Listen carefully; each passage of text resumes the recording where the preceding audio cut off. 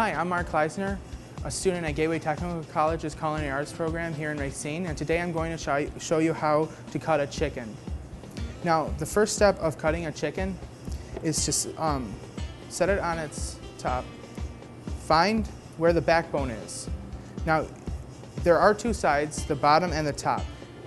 If you try to cut from the bottom, you're going to have a very hard time cutting through. So make sure you have the top. You'll see the neck sticking out slightly. That's how you determine which the top is. Or on the top has a breast also. So you're going to want to turn it towards you, and then with your fingers you're going to want to feel where the spine is. And you'll feel the spine between your fingers. Now with a knife, make sure you know where your fingers are. You're going to want to slice through each side, because you can keep the spine and use it for chicken stock. And be careful where you're cutting, because you don't want to cut through the spine because it might damage your blade.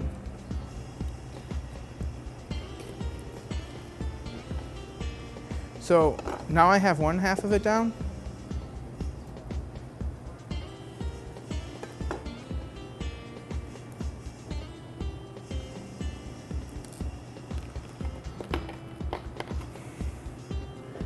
Cut through the rest of it.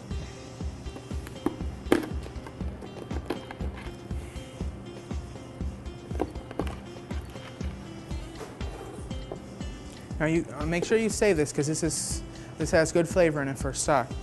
Now that you have the spine out, lay your chicken out with the breast down, and you're going to want to find the keel bone right here. It divides the breast.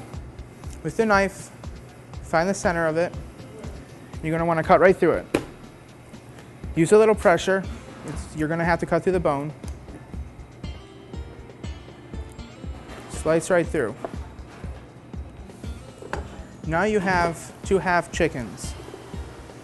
The last step before you can quarter them is to find with your finger the bone between the breast and thigh. It's a small bone. It's kind of hard to feel, but once you find it, you take your knife, put between the two, cut down. After you cut through that bone, you're going to have to cut through the skin. And try not to pull the skin off too much, because if you do, the chicken won't cook as well, and part of the meat may become dry. Do the same with the other side.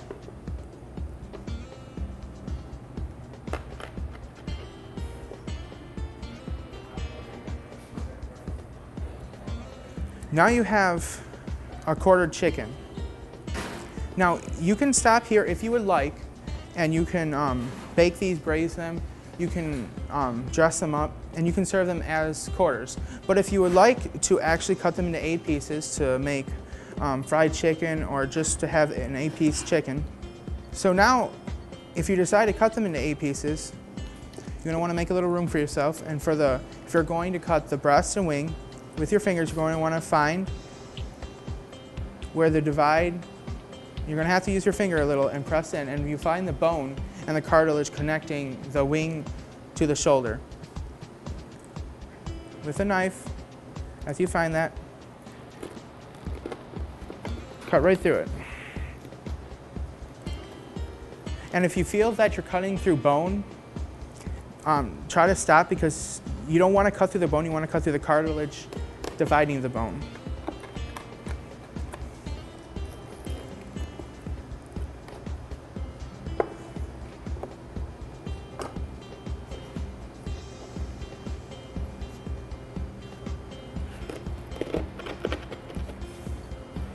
And now with the wings, you're going to want to fold the wing under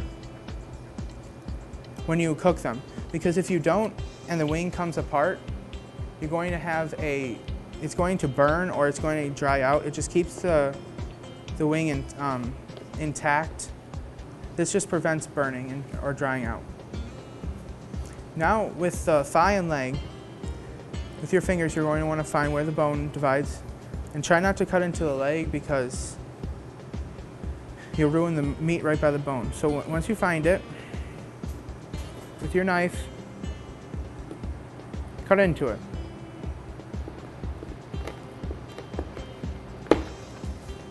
It may be a little more difficult because it is a slightly larger bone.